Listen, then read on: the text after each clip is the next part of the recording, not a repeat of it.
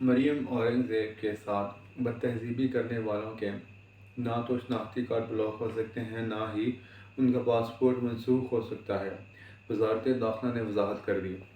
السلام علیکم، میرا نام ہے محمد فرحان زاہد اور آپ دیکھ رہے ہیں میرا یوٹیوب چینل۔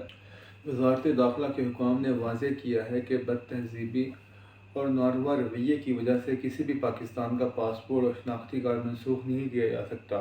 اس کے لیے قانونی ضوابط اور ہیں۔ وفاقی حکومت نے اعلان کیا تھا کہ جن لوگوں نے وزیر اطلاعات مریم اورنگزیب کے ساتھ بدتمیزی کی تھی، کافی شاپ میں بدتمیزی کی تھی، ان کے شناختی کارڈ اور پاسپورٹ کو بلاک کیا جائے گا۔ وزارت داخلہ نے یہ واضح کر دیا ہے کہ بدتمیزی کی وجہ سے کسی بھی پاکستانی کا پاسپورٹ اور شناختی کارڈ بلاک نہیں کیا جا سکتا۔ اس کے لیے قانونی ضوابط اور ہیں۔